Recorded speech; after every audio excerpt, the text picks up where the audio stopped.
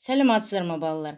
Математика сабағында шамалар және олардың өлшем бірліктері, шамалар мен амалдарды орындау туралы білетін боласыздар. Математика сабағына қош келдіңіздер.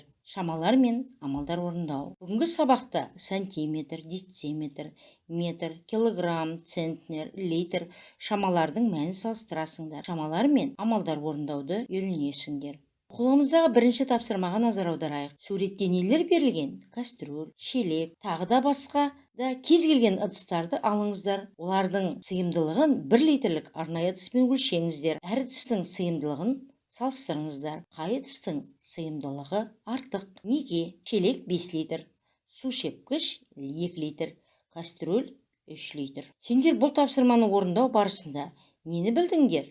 Сыйымдылығы әртүрлі ыдыстар болатындығын білдіңіздер. Және оны литрлік өлшеуіш ыдыспен өлшеуге болатынын білдіңіздер. Ең үлкені шелек 5 литр, су шепкіш 2 литр, кастрюль 3 литр.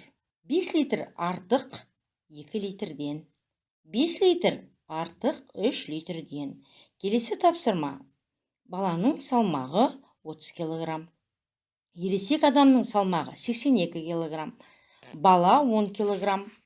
Иттің салмағы 12 килограмм.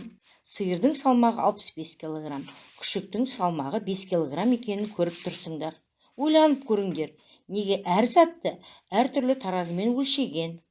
Баланың салмағы 1 центнерге қанша жетпейді? Салыстырыңыздар. Ең ауырын, ең жеңілін анықтаңдар. Ережені еске түсіріңдер. 1 центнерде 100 килограмм бар. Баланың салмағы 1 центнерге қанша жетпейді? Баланың салмағына 1 центнерге 70 килограмм жетпейді. Өйткені 100-ден 32-ні азайтамыз 70 килограмм. Баланың салмағы олай болса 70 килограмм жетпейді екен. Ересек адам 1 центнерге 18 килограмм жетпейді. Ересек адамның салмағы 82 килограмм. 1 центнерде 100 килограмм бар. 100 килограммнан 82 килограммды азайтамыз 18 килограммға тең.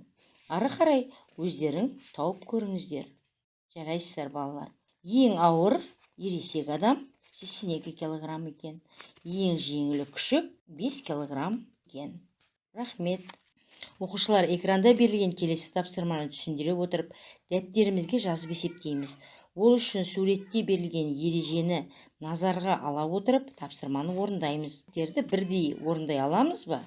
Жоқ. Әртүрлі өлшем бірліктердегі шамаларды бірдей ең кіші өлшем бірлікке айналдырып, содан соң қосу мен азайту амалдарын орындаймыз. Берілген тапсырманы түсіндіре отырып, дәптерімізге жазып есептейік.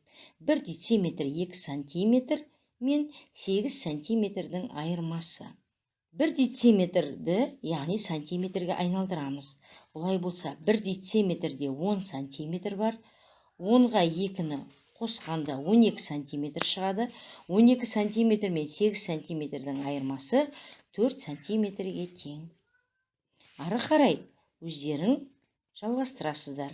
Нәтижені берілген жауаптармен тексеріп көреміз. Оқушылар, өз бетіңше үйден экранда берілген 5 литр, 3 литр, 2 литр осы мәліметтерді пайдаланып, қосу мен азайтуға байланысты теңдіктер жазып келіңіздер.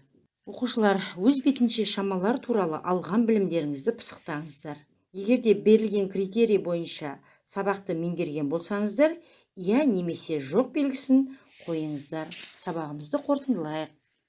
Шамалардың мәнін салыстырамын. Шамалармен қосу және азайту амалдарын орындаймын.